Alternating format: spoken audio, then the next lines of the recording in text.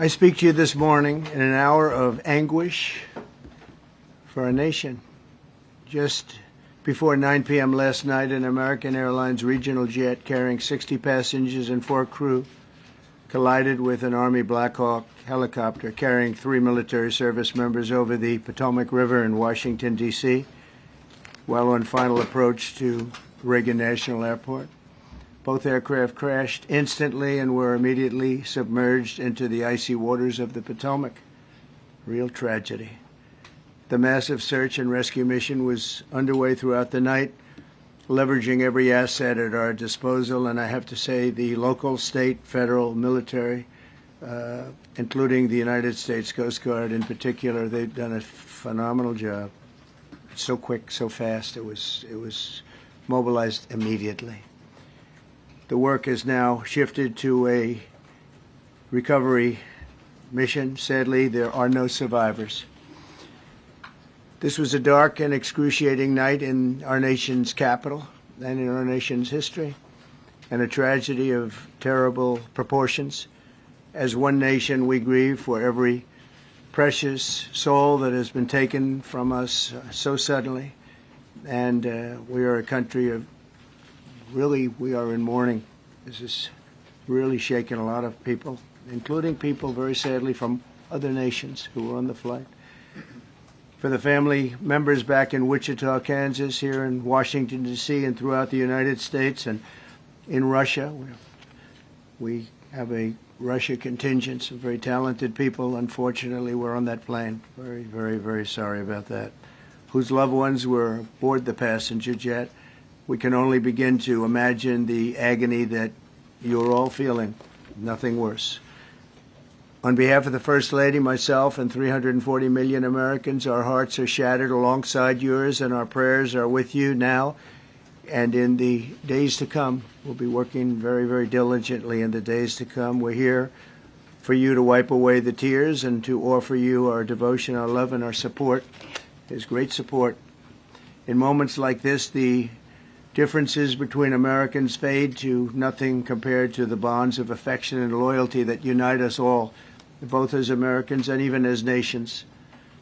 We are one family, and today we are all heartbroken. We're all searching for answers. That icy, icy Potomac, it was a cold, cold night, cold water. We're all overcome with the grief for many who have so tragically perished, will no longer be with us.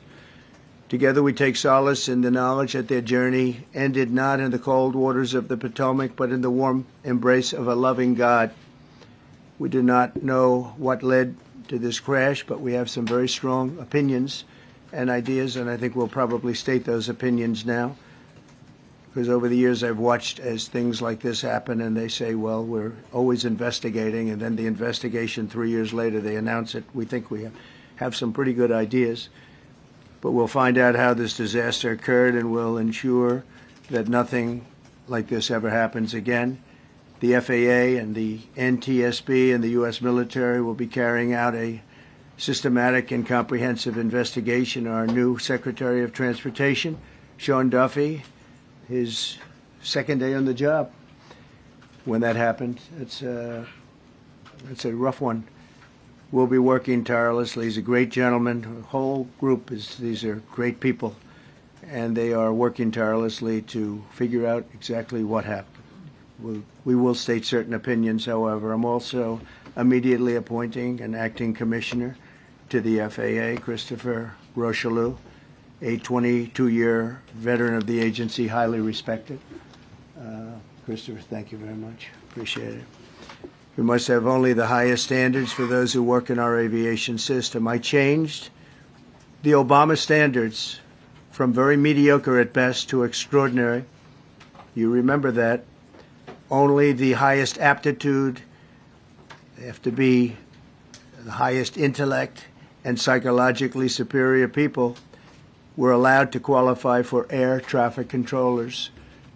That was not so prior to getting there. When I arrived in 2016, I made that change very early on because I always felt this was a job that, and other jobs too, but this was a job that had to be superior intelligence and We didn't really have that, and we had it.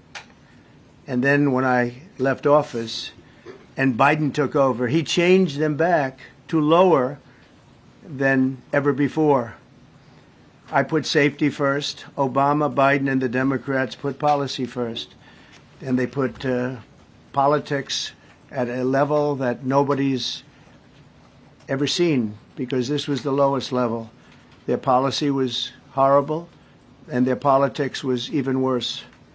So as you know, last week, long before the crash, I signed an executive order restoring our highest standards for air traffic controllers and other important jobs throughout the country. So it was very interesting. About a week ago, almost upon entering office, I signed something last week that was an executive order, very powerful, on restoring the highest standards of air traffic controllers and others, by the way. Then my administration will set the highest possible bar for aviation safety. We have to have our smartest people. It doesn't matter what they look like, how they speak, who they are. It matters intellect, talent, the word talent. They have to be talented, naturally talented geniuses. You can't have regular people doing that job. They won't be able to do it. But we'll restore faith in American air travel. I'll have more to say about that. I do want to point out that various articles that appeared prior to my entering office, and here's one. The FAA's diversity push includes focus on hiring people with severe intellectual and psychiatric disabilities. That is amazing. And then it says FAA says people with severe disabilities are most underrepresented segment of the workforce, and they want them in, and they want them. They can be air traffic controllers. I don't think so. This was in January 14th, so that was a week before I entered office. They put a big push to put diversity into the FAA's program. Then another article, the Federal Aviation Administration, this was before I got to office, recently, second term. The FAA is actively recruiting workers who suffer severe intellectual disabilities, psychiatric problems, and other mental and physical conditions under a diversity and inclusion hiring initiative spelled out on the agency's website. Can you imagine? These are people that are, actually their lives are shortened because of the stress that they have. Brilliant people have to be in those positions. And their lives are actually shortened, very substantially shortened, because of the stress, where you have many, many planes coming into one target. And you need a very special talent and a very special genius to be able to do it. Targeted disabilities are those disabilities that the federal government, as a matter of policy, has identified for special emphasis in recruitment and hiring. The FAA's website states they include hearing, vision, missing extremities, partial paralysis, complete paralysis, epilepsy, severe intellectual disability, psychiatric disability, and dwarfism all qualify for the position of a controller of airplanes pouring into our country, pouring into a little spot, a little dot on the map, a little runway. The initiative is part of the FAA's diversity and inclusion hiring plan. Think of that. The initiative is part of the FAA's diversity and inclusion hiring plan, which says diversity is integral to achieving FAA's mission of ensuring safe and efficient travel. I don't think so. I think it's just the opposite. The FAA website shows that the agency's guidance on diversity hiring were last updated on March 23rd of 22. They wanted to make it even more so. And then I came in, and I assume maybe this is the reason. The FAA, which is overseen by Secretary Pete Buttigieg, a real winner. That guy's a real winner. Do you know how badly everything's run since he's run this Department of Transportation? He's a disaster. He was a disaster as a mayor. He ran his city into the ground, and he's a disaster now. He's just got a good line of bullshit. The Department of Transportation is government agency charged with regulating civil aviation. Well, he runs it 45,000 people, and he's run it right into the ground with his diversity. So I had to say that it's terrible. Then it's a group within the FAA, another story, determined that the workforce was too white, that they had concerted efforts to get the administration to change that and to change it immediately. This was in the Obama administration just prior to my getting there. And we took care of African Americans, Hispanic Americans. We took care of everybody at levels that nobody's ever seen before. It's one of the reasons I won. But they actually came out with a directive, too white. And we want the people that are competent. But now we mourn and we pray, and would like to ask all Americans to join me in a moment of silence as we ask God to watch over those who have lost their lives and bring comfort to the loved ones. And I just want to say God bless everyone in this room. This has been a terrible, very short period of time. We'll get to the bottom of it. So we all saw the same thing. We've seen it many times. I've had the honor of hearing tapes. Tapes are scary, very scary tapes. You had a airliner coming in, American Airlines. He was doing everything right. He was on track. He was the same track as everybody else. They came in. It's probably the same track as they've had for 25 years or more. He's coming in the path. And for some reason, he had a helicopter that was at the same height, obviously when they hit, but pretty much the same height, and going at an angle that was unbelievably bad. When the air traffic controller said, "Do you see?" He was talking about, "Do you see him?" But there was very little time left when that was stated. And then also he said, "Follow him in." And then almost immediately after that, seconds after that, there was the crash that took place. Well, you follow him in. That means like everything's fine. Follow him in. You had a pilot problem from the standpoint of the helicopter. I mean, because it was visual. It was a very clear night. It was cold but clear, and clear as you could be. The American Airlines plane had lights blazing. They had all of their landing lights on. I could see it from the Kennedy Center tape. We had a tape up on the Kennedy Center. That seems to be the primary. Thus far, I'm sure we'll see other tapes because it's such an area where there are a lot of cameras looking up into the air, into space. So we'll probably see many other shots of it before too much time goes by. But we had a situation where you had a helicopter that had the ability to stop. I have helicopters. You can stop a helicopter very quickly. It had the ability to go up or down. It had the ability to turn. And the turn it made was not the correct turn, obviously. And it did somewhat the opposite of what it was told.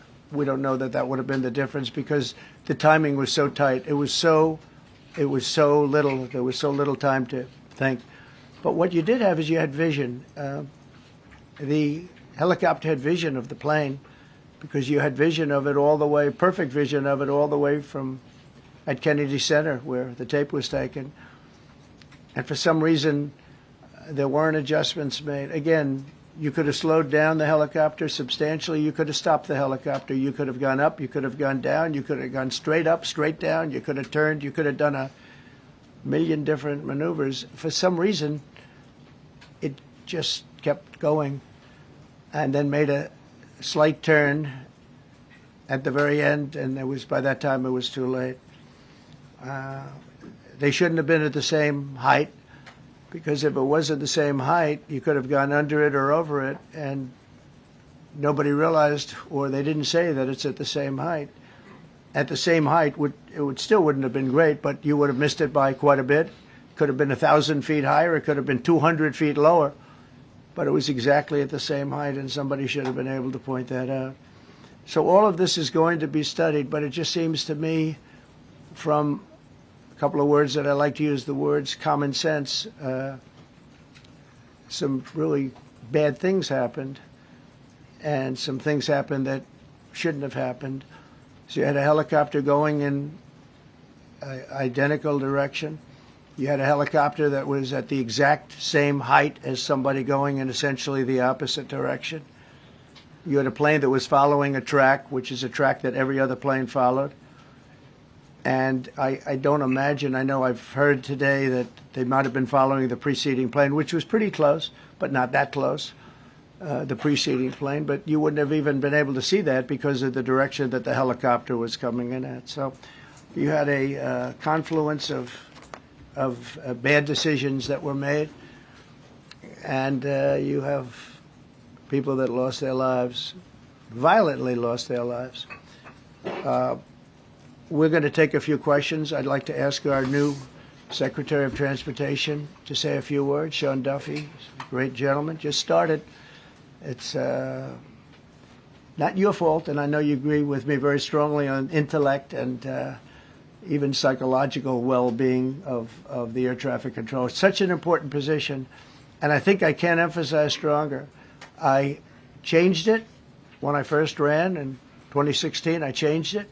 We had the highest standard that you could have, and then they changed it back. That was Biden, to a standard I read it to you. That was from one of your papers. One of the people in this room actually wrote that. And then I changed it back a few days ago. And unfortunately, that was, we'll see. We don't know that necessarily it's even the controller's fault. But one thing we do know, there was a lot of vision, and people should have been able to see that, at what point do you stop? At what point do you say, wow, that plane's getting a little bit close? So this is a tragedy that should not have happened. Please, sir.